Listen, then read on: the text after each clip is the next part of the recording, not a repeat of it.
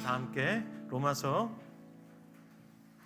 8장 31절부터 39절 말씀 오늘 우리 주목하도록 하겠습니다. 함께 봉독합시다. 시작. 그런즉 이 일에 대하여 우리가 무슨 말 하리요? 만일 하나님이 우리를 위하시면 누가 우리를 대적하리요? 자기 아들을 아끼지 아니하시고 우리 모든 사람을 위하여 내주신 이가 어찌 그 아들과 함께 모든 것을 우리에게 주시지 아니하겠느냐? 누가 능히 하나님께서 택하신 자들을 고발하리요? 의롭다 하신 이는 하나님이시니 누가 정죄하리요? 죽으실 뿐 아니라 다시 살아나신 이는 그리스도 예수시니 그는 하나님 우편에 계신 자요 우리를 위하여 간구하시는 자이시니라. 누가 우리를 그리스도의 사랑에서 끊으리요? 환난이나 곤고나 박해나 기근이나 적신이나 위험이나 칼이랴. 기록된 바 우리가 종일 주를 위하여 죽임을 당하게 되며 도살당할 양같이 여김을 받았나이다 함과 같으니라. 그러나 이 모든 일에 우리를 사랑하시는 이로 말미암아 우리가 넉넉히 이기느니라. 내가 확신하노니 사망이나 생명이나 천사들이나 권세자들이나 현재일이나 장래일이나 능력이나 높음이나 깊음이나 다른 어떤 피조물이라도 우리를 우리 주 그리스도 예수 안에 있는 하나님의 사랑에서 끊을 수 없으리라. 아멘. 네, 저는 오늘 나의 확신 이와 같은 제목으로 하나님의 은혜의 복음 증거하도록 하겠습니다. 제가 이번 달에는 로마서를 설교하고 있습니다. 여러분 중에도 로마서 말씀을 사랑하셔서 자주 묵상하시는 분들이 계실 겁니다. 지난 기독교 2000년의 역사에서 로마서가 기독교에 미친 영향은 이루다 말할 수 없을 정도입니다. 종교개혁이 지나가고 제2의 종교개혁이 왔을 때 제2의 종교개혁이라 불리는 경건주의의 아버지 필립 슈페너가 로마서에 관해서 이렇게 말했습니다. 성경 전체를 반지에 비유한다면 로마서는 반지의 보석에 해당하고 그 중에서도 로마서 8장은 가장 빛나는 부분에 해당한다. 로마서 8장의 중요성을 이렇게 강조했습니다. 미국의 유명한 목사, 지금은 작고한 제임스 몽고메리 보이스라는 목사는 로마서 중에서 로마서 8장을 히말라야 산맥에 비유했습니다. 그 중에서 오늘 우리가 방금 봉독한 8장 31절부터 39절 말씀을 에베레스트 산 정상에 해당한다고 말할 정도로 이 본문은 중요합니다. 오늘 본문 31절을 보십시오. 그런즉 하면서 시작되고 있습니다. 그런즉이란 접속사는 앞에 있는 내용을 받아서 무언가 결론을 지을 때 쓰는 접속사죠. 그런즉 이 일에 대하여 우리가 무슨 말을 하리요? 라고 바울이 말하고 있습니다. 여기서 이 일이란 가깝게는 바로 앞에 있는 28절부터 30절에 있는 말씀을 가리킵니다. 28절부터 30절 말씀 중에서 특별히 28절 말씀은 정말 많은 분들이 사랑하시는 말씀이기도 합니다. 이 28절에 별명이 하나 붙어 있어요. 많은 사람들이 롬팔 이팔이라고 그래요. 로마서 8장 28절이라는 뜻이죠. 그리고 성경에서 가장 사랑하는 성경 구절이 무엇입니까? 라고 물어보면 많은 분들이 롬팔 이팔을 말해요. 로마서 8장 28절. 그만큼 사랑받는 구절이고 또 여러분 중에는 이 말씀을 암송하시는 분들도 많을 거예요.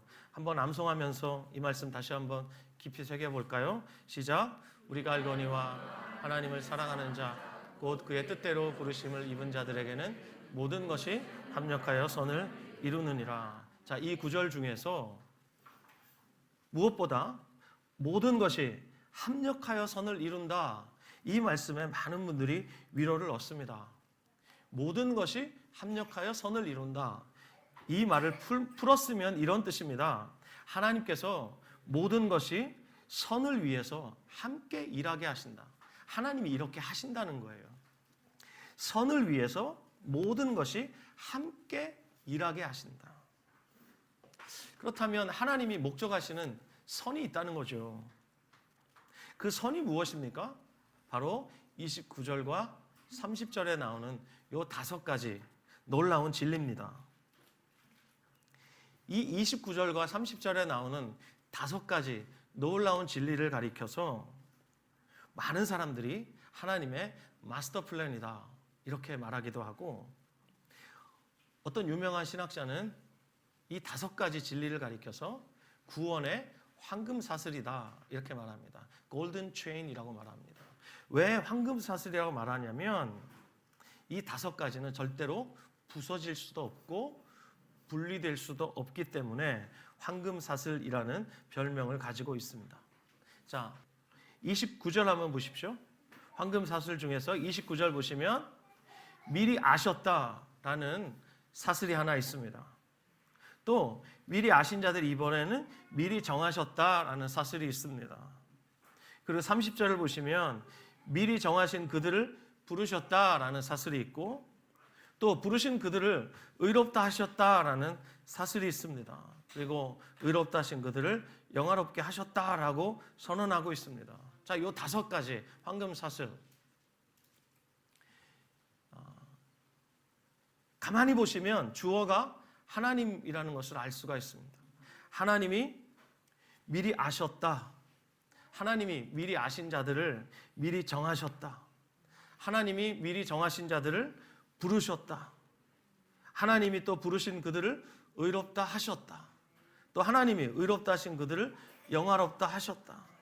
모든 시제가 하나님이 주어로 되어 있고, 그리고 우리가 보기에 이 시제가 전부 과거 시제입니다. 그런데 헬라어 원문을 보면 부정과거 시제로 되어 있습니다. 이 부정과거 시제로 쓴 이유는 뭐냐면 이 5가지가 이미 한 번에 다 일어났다는 뜻입니다.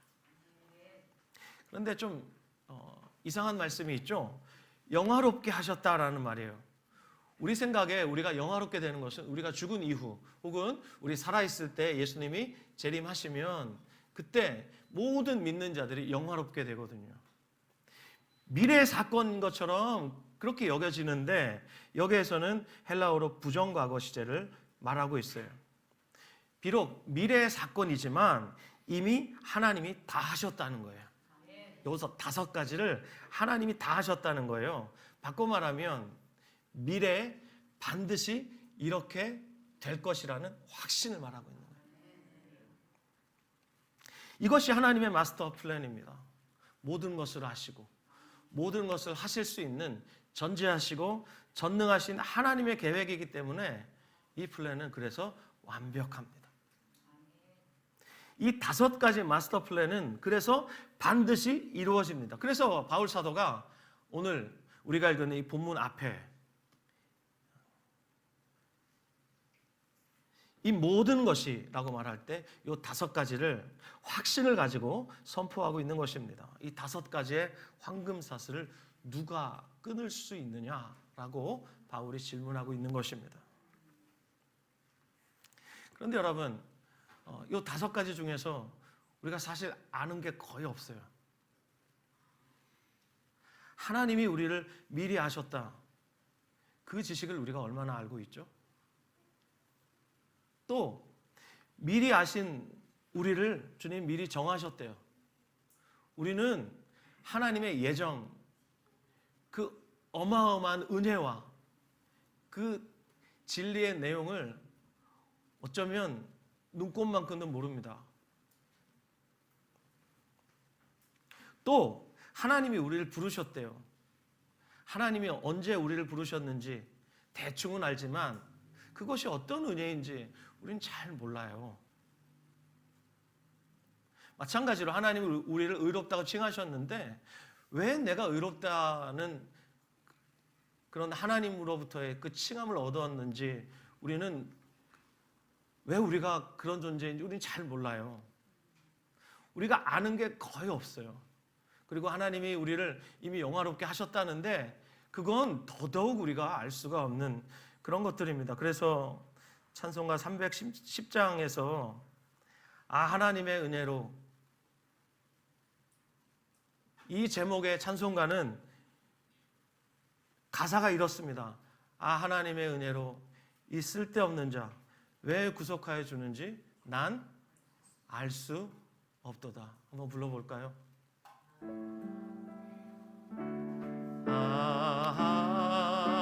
하나님의 은혜로 이 쓸데없는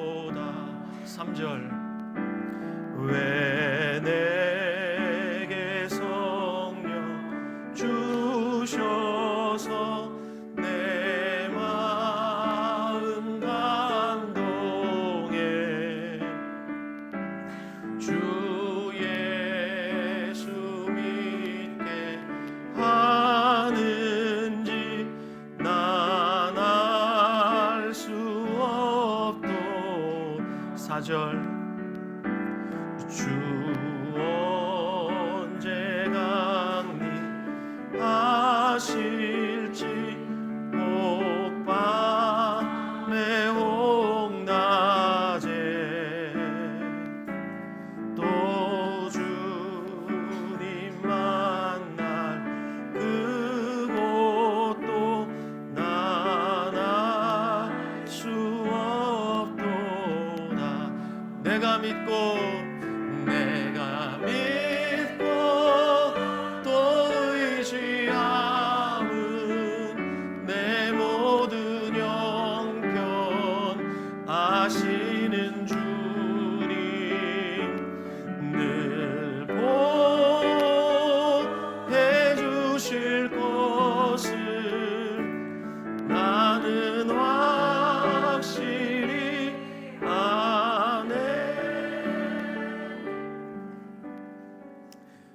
우리는 아는 게 별로 없어요.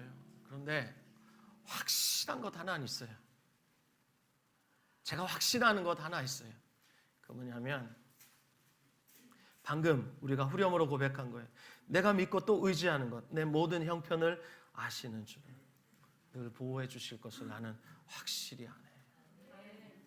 제가 이 가사를 몸으로 경험하면서 밤새 불렀던 날이 있었습니다. 2015년경에 아프리카 케냐 오지에 미카멘이라는 곳을 1톤 트럭을 몰고 들어가다가 트럭이 물에 처박혔어요. 그래서 거의 물에 잠길 만큼 엔진도 물에 다 잠기고, 그래서 어떡하나 하다가 급기야는 케냐의 특공대 특전사 군인들이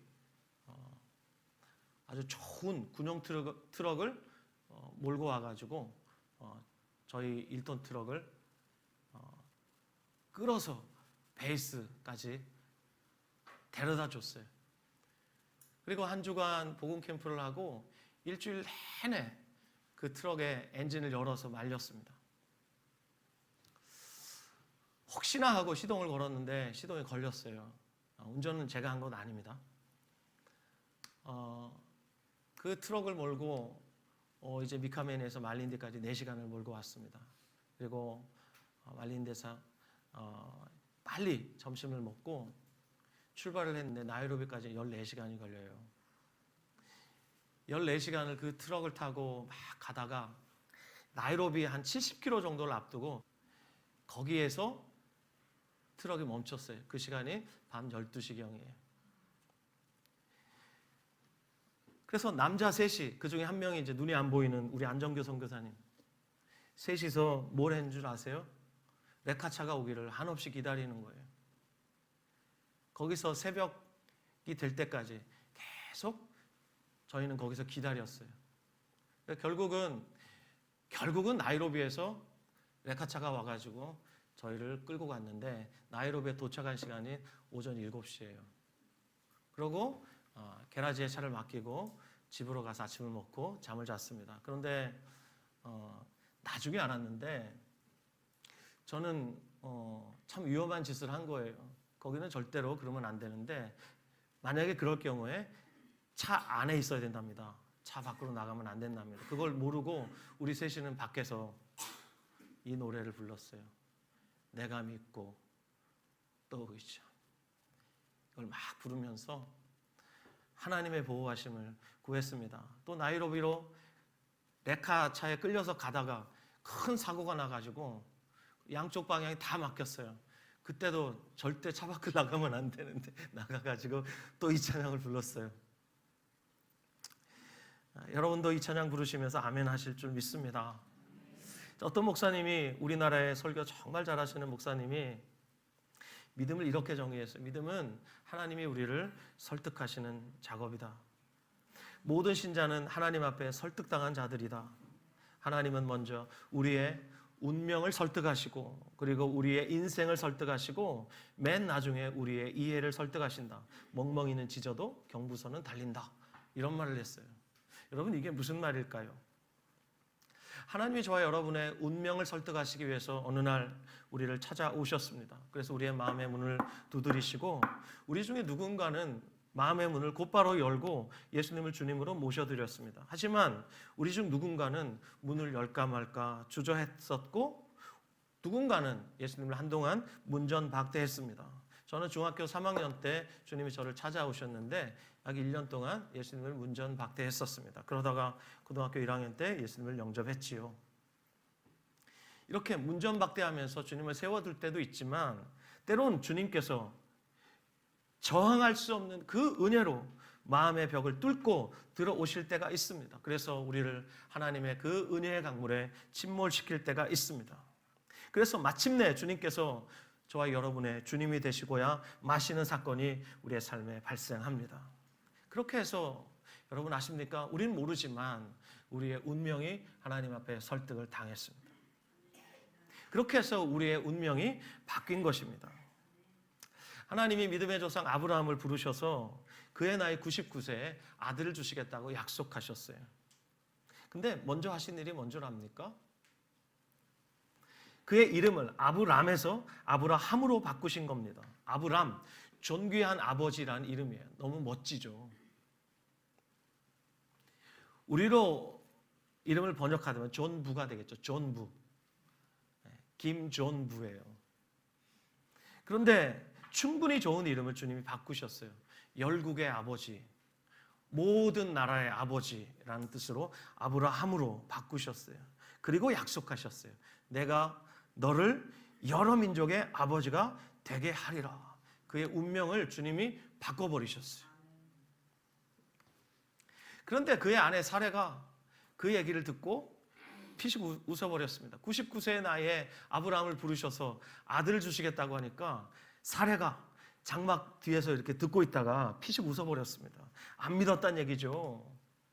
아브라함의 나이 99세였으니까 사라가 웃을만 했습니다. 웃고 있는 사레를 향해서 주님이 이번에는 너의 이름도 바꿔라. 너의 이름은 더 이상 사레라 하지 말고 사라라 하라. 여러분 사레의 이름의 뜻이 뭔 줄 압니까? 공주라는 뜻입니다. 귀부인이라는 뜻이. 그런데 사라로 바꿔라. 열국의 어머니, 왕들의 어머니라는 이름으로 바꿔라. 그렇게 해서 아브라함의 운명을 바꾸시고 사라의 운명을 바꾸셨어요. 그들은 이해할 수 없었지만 하나님은 그들을 설득해내신 과정이었어요. 제가 좋아하는 찬양 중에 이런 찬양이 있습니다. 십자가에서 그는 내 이름 바꾸셨네 라는 곡이 있어요. 저의 운명을 설득해내신 주님의 이야기예요. 제가 이해하든 이해하지 못하든 주님께서 이미 먼저 저의 운명을 바꿔놓으셨어요. 어디에서요? 2000년 전 갈보리 그 언덕 십자가 위에서 제 운명을 저의 이해를 구하지 않으시고 미리 바꿔놓으셨어요. 한번 불러볼까요? 여러분 잘 아실 거예요. 십자가에서 그는 내 이름 바꾸셨네.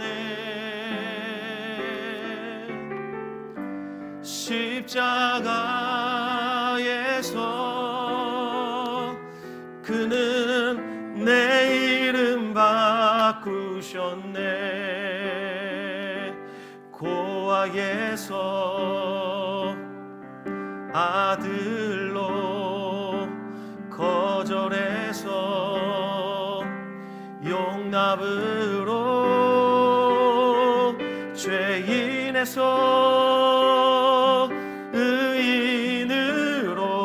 의인으로 바꾸어 주셨네. 저주에서 축복으로, 저주에서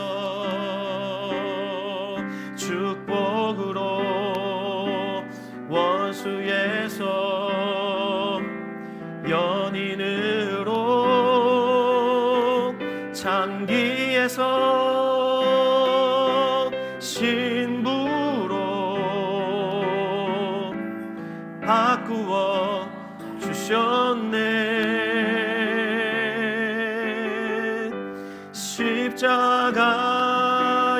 십자가에서 그는 내 이름 바꾸셨네. 십자가에서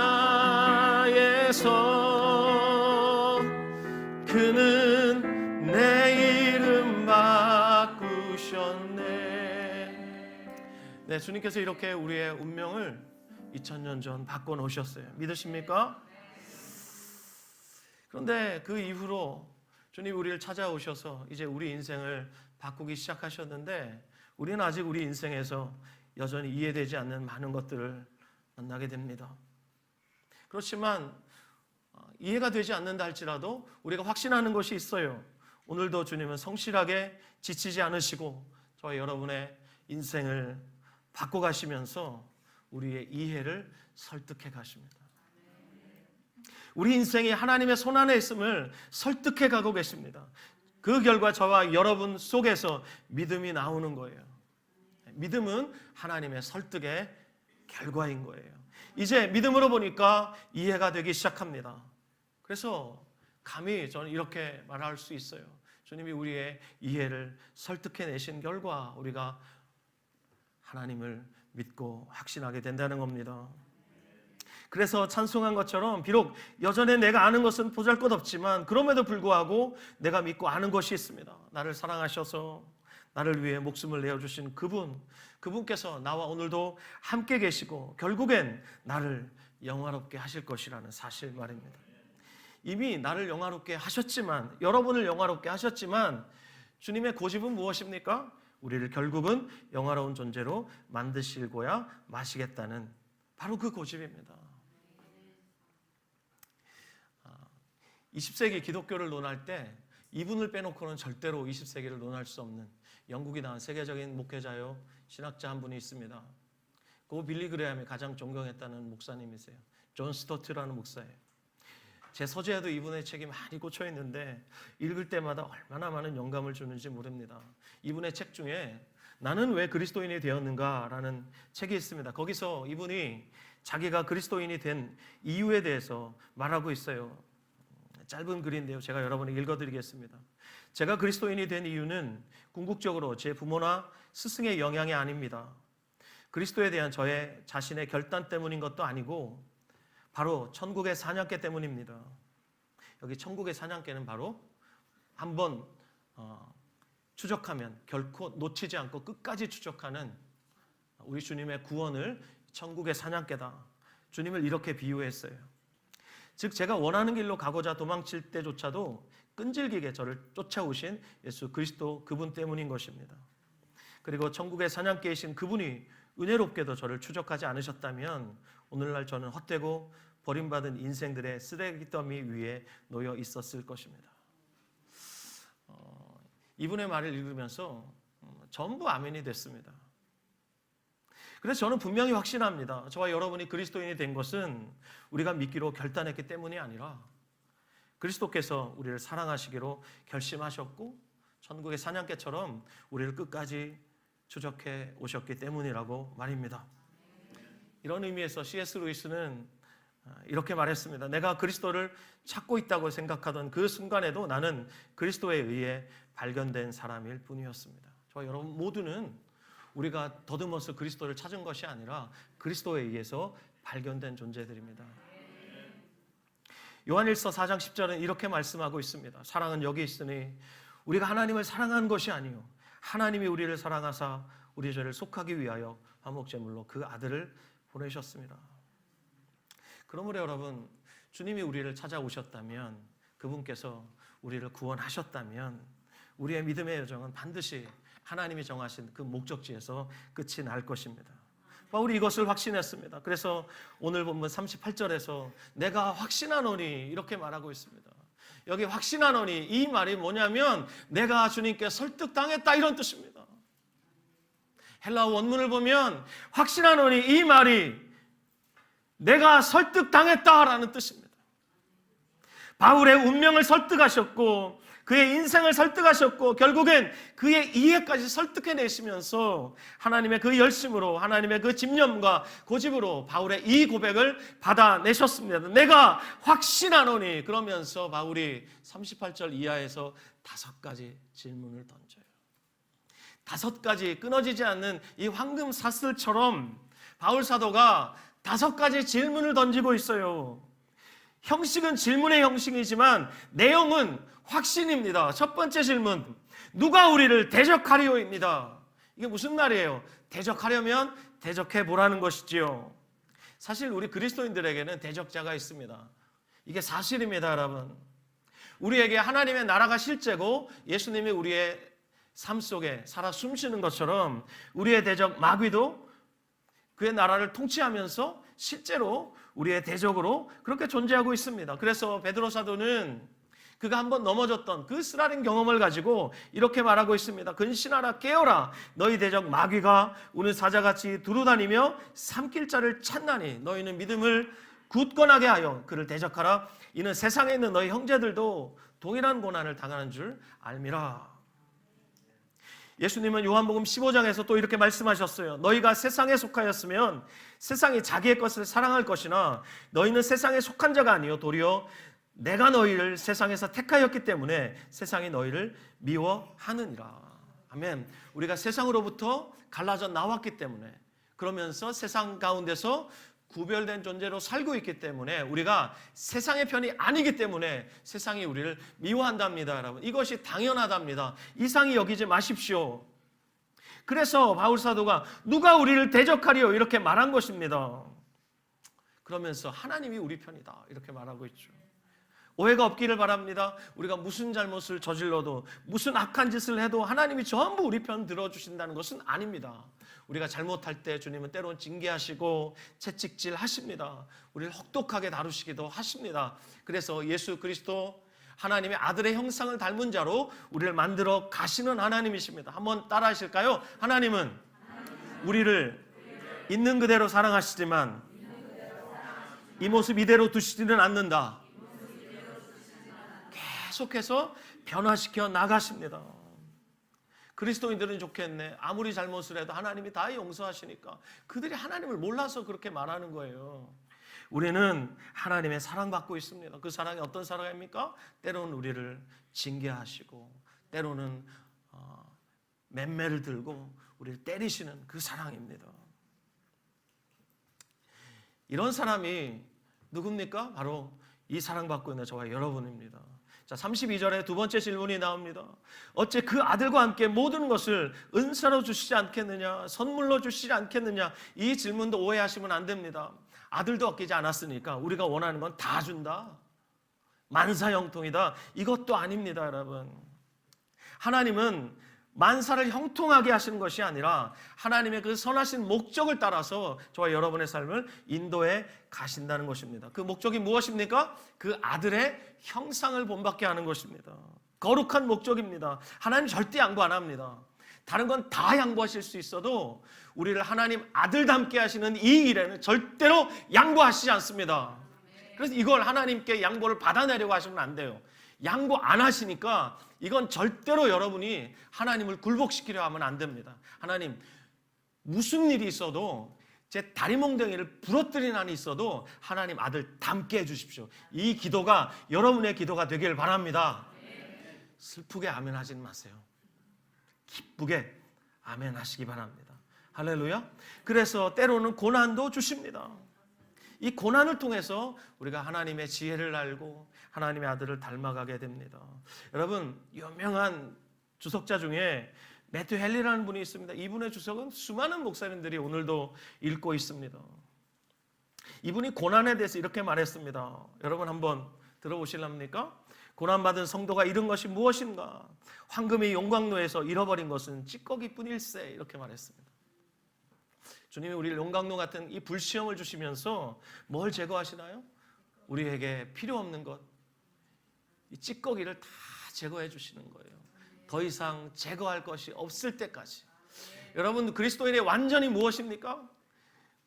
모든 것을 다 채워주시는 것이 완전이 아니라 하나님의 형상이 아닌 것들을 다 제거해 주시는 것이 완전이에요. 아멘. 자, 세 번째 질문은 33절에 나옵니다. 누가 능히 하나님께 택하신 자들을 고발하리요? 여러분, 고발 전문가가 누구죠? 소송 전문가가 누구예요? 마귀예요. 마귀는 우리를 하나님 앞에서 밤낮 참수합니다. 그런데 여러분 아십니까? 여러분 확신하고 계시죠? 주님께서 이미 마귀를 이기셨습니다. 십자가에서 마귀의 사망 권세를 깨뜨리셨습니다. 그분께서 우리를 의롭다 하셨어요. 그러므로 마귀가 참수할 때마다 하나님 보좌 우편에 앉으셔서 우리를 위해서 대언하시는 분이 계셔요. 그분이 누구예요? 우리의 변호사가 계세요. 누구세요? 우리 주 예수 그리스도뿐만 아니라 우리 안에 계시는 대언자가 계세요. 우리 안에 계시는 변호사가 계세요. 보혜사 성령님이십니다. 성령께서 마귀가 참수할 때마다 우리에게 이렇게 말씀해주고 계십니다. 예수 그리스도께서 너를 이미 의롭게 했어. 그 어떤 것도 너를 정죄할 수가 없어 라고 우리 안에서 우리를 격려하시고 세우십니다. 자, 네 번째 질문은 34절입니다. 누가 정죄하리오입니다. 예수님께서 하나님 앞에서 우리를 변호하시기 때문에 그 무엇도 우리를 정죄할 수가 없습니다. 우리가 죄를 범하면 예전에는 그 율법 조항을 따라서 우리를 정죄하고 그리고 우리를 심판하고 우리를 죽였습니다. 죄가 우리를 죽였습니다. 하지만 이제는 이 죄와 사망의 법에서 우리를 해방하시고 생명의 성령의 법으로 우리를 다루어 가시는 하나님의 은혜 가운데 우리가 있다는 것입니다. 여러분 아십니까? 우리가 죄를 지어도 그 죄는 죄와 사망의 법을 향한 죄가 아니라 생명의 성령의 법 안에서 우리의 연약함으로 인해 짓는 죄예요. 그러므로 여기에는 용서의 은혜가 있고 우리의 주님께서 그분을 닮아가게 하시는 은혜가 있는 것입니다. 그래서 여러분 아십니까? 비록 우리가 연약해서 죄를 짓지만 결국은 이 은혜가 저희 여러분들을 이겨요. 그래서 끌고 가는 것입니다. 마지막 다섯 번째 질문은 35절입니다. 누가 우리를 그리스도의 사랑에서 끊으리요? 그 누구도 그 무엇도 끊을 수 없다는 선언이죠. 끊어보라는 용기지요. 얼마나 담대합니까? 끊으려고 시도해 보라는 거죠. 넉넉히 이긴다는 겁니다. 제가 어제 이 설교를 준비하면서 NASB라는 영어 성경이 있어요. 그 성경을 보다가 번역이 너무 통쾌한 거예요. NASB에 뭐라고 번역한 줄 아십니까? 제가 우리말로 옮기겠습니다. 압도적으로 이긴다. 간신히가 아니라 넉넉히, 이것도 아니에요. 저는 이 번역 너무 마음에 들어요. 압도적으로 이긴다는 거예요. 할렐루야. 환난, 곤고, 박해, 기근, 적신, 위험, 칼, 이 모든 위협 가운데 오늘도 우리가 노출되어 있습니다.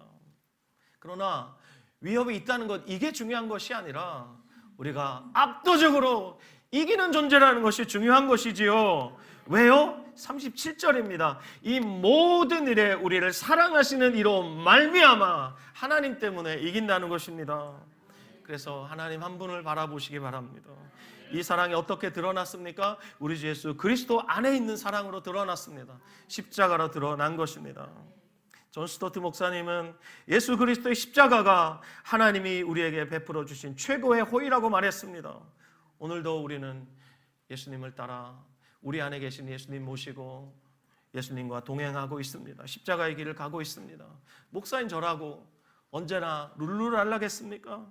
주저할 때도 있고 가기 싫은 길이기도 합니다. 그러나 우리 주님이 가라고 명령하신 이 길 좁은 끝에, 이 길 끝에 주님께서 손 벌리고 계신다는 사실을 여러분 믿으시기 바랍니다.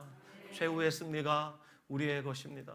그러므로 여러분, 최후 승리를 얻기까지 우리가 무엇을 해야 합니까? 주의 십자가 사랑하고 주님과 함께 이 길 가는 것 즐거워하면서 여러분 주님 따라가시기를 주님의 이름으로 축원합니다. 기도하겠습니다.